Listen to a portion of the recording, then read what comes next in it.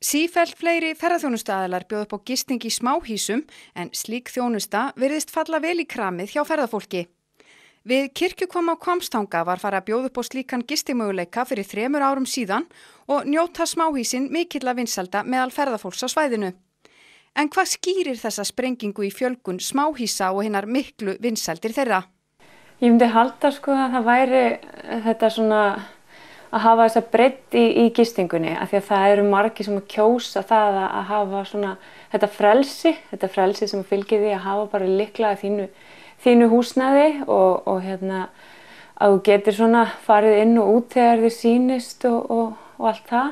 Í svona smáhýsum þá hefurðu þína eigin útidyrahurð og þú hefur pínulitla verund og það er svona aðeins meira frelsi sem fylgir þessu og svo náttúrulega hefur fólk möguleika að elda sjálft og svoleiðis. Þannig að þetta er eiginlega svona þitt heimili að heiman? Já, það má eiginlega segja það því að fólk er sinni eigin herra hérna. Það ræður hvað borðar, það ræður svona, á hvaða tíma dags það er að fara út og inn. Það er kannski ekki alveg svona, það er kannski ekki að veira sig við því kannski frekar að vera að fara út á nóttunni ef það er á hóteli.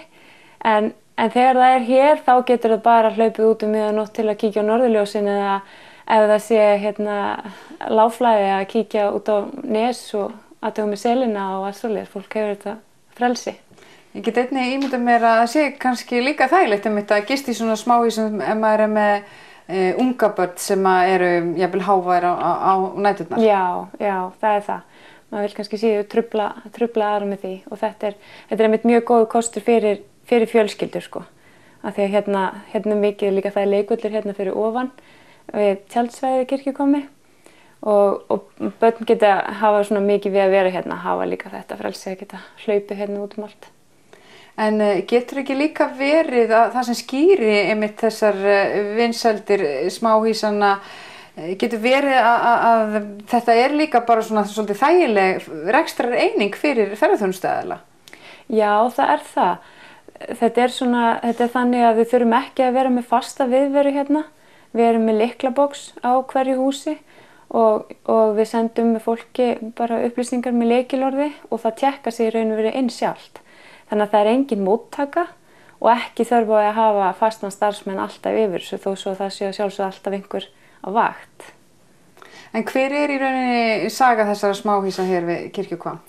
Þessi hugmynd að þessum húsum kannski kviknar út frá viðræðum sveitarfélagsins við aðila hérna í bænum að finna einhverjar arðbærar rekstrareiningar hérna inn á svæðið og það varð úr að 4 aðilar stofnuðu til þessa reksturs og það eru Sláturhús KFH og Kaupfélagið, 2 smiðir og einn einstaklingur sem heitir Vigni Skúlason.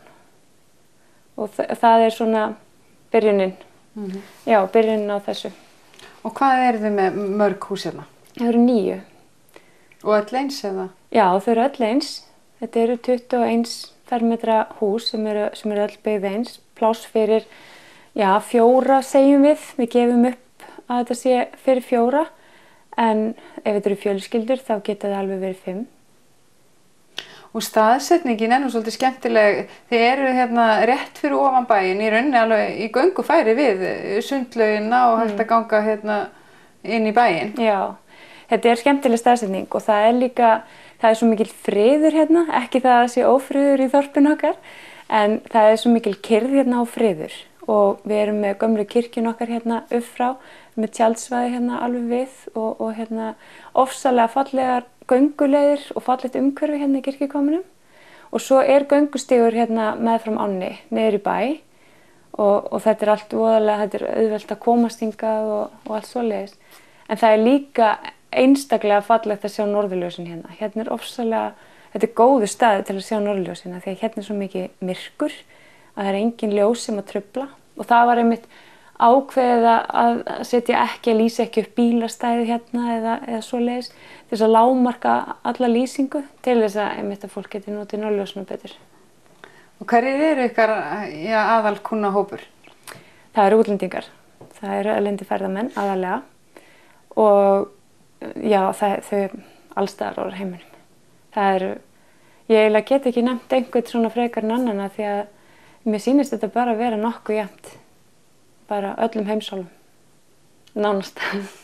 Og hvernig traffíkin svona yfir vetrartíman?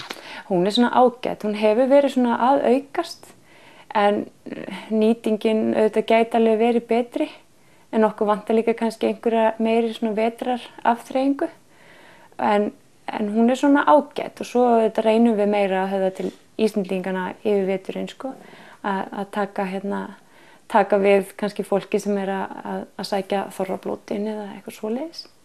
En þessi smáhýsi eru sem sagt bara svolítið góð viðbót við aðra gistimöguleika hérna á svæðinu. Það í rauninni hægt að bara fá alla flóruna hérna núna. Já, algjörlega. Þetta svo góð viðbót því að það svo gott að geta valið.